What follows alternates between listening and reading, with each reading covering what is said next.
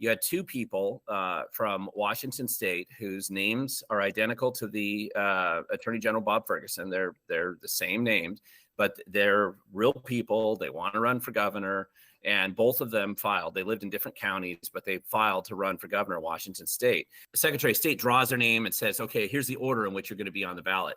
And the Bob Fergusons from other parts of the state, from Yakima and from Pierce County, got position number 2 and number 3 on the ballot. But the Attorney General, Bob Ferguson, got position lucky number 13. And I think more than anything else, it was really that issue that made him blow a gasket. And so what he was trying to do is he immediately came out, and this isn't just a politician complaining about their competition. This is the head attorney law enforcement officer of Washington State with the awesome power. There is no one with more power in the state of Washington. He came out and he threatened both individuals with jail time, arrest, persecution, and everything unless they dropped off the ballot. And then the video that you played earlier was actually him also deciding to instruct the Secretary of State to break the law, which there's a very clear law that you can't change the order once it's been established. And what makes that particularly illegal is that he's asking the Secretary of State to do that so he can personally benefit from the result, which is where it becomes an actual crime that he committed in that press conference. And he actually did it in writing to the Secretary of State as well as part of his request. Now, the hard part about this is you have to put this in perspective. This isn't just one politician arguing against another. And this is basically trying to use any excuse they can dig out of old RCWs from the 1940s, right? And saying that we're going to threaten prison time for anybody that dares to run with the same name on the ballot, because after all, I'm Attorney General Bob Ferguson, which was his attitude. It's a coronation, not an election. No one should be allowed to challenge me, and I should be allowed, Bob Ferguson should be allowed to therefore threaten to put people in prison because they dared to expose him on this. And what was particularly weird, that press conference was probably one of the weirdest things I've ever actually witnessed in recent political history. And I think part of it is he didn't like the fact that people were laughing at him, right? I think that was part of it too. But really, you could see that he was fearful that if somebody else ran and were ahead of him on the ballot, that these guys who had just regular people trying to run. One was a 20-year combat veteran. Another one was a retired state worker. Both of them wanted to run for governor.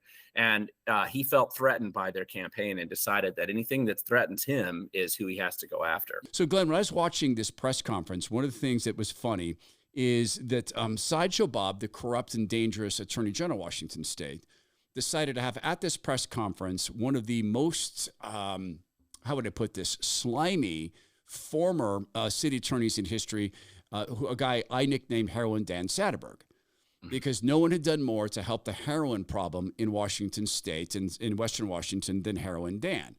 Heroin Dan was a Republican, hard on crime, until for some reason the Soros money started floating through the air, and he made this switch. He became not just soft on crime. He was a guy who promised he would not charge illegal immigrants with a DUI. It was a get out of jail free card. He would not charge them with felonies. He'd do everything he could to keep them out of prison so that he could continue to keep them in the state. And he pretended that those of us who want to enforce drug crimes think that arresting people will stop people from taking drugs. That's what he pretended. He's standing there with Ferguson, and here's what got me, is there's sirens in the background during the press conference. And what was bizarre to it about you is not, I mean, aside from the fact that Ferguson threw a public hissy fit.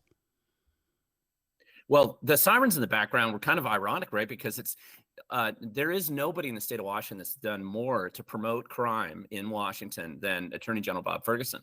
That guy has prioritized releasing violent sex predators from the lockup facility, trying to put them secretly into neighborhoods so people don't know.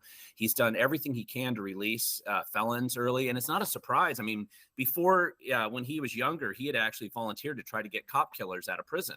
That was how he spent some of his volunteer time while he was in law school.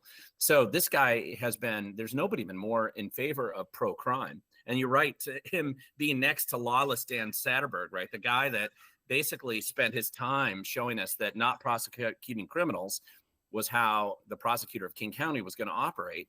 And to have the two of them together talking about putting their political opponents in prison because they didn't like the fact that they were running against them, was just it was just the height of irony, because these guys have, of course, released violent felons for years.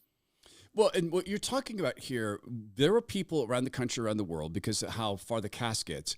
They heard you say he did what with sex offenders?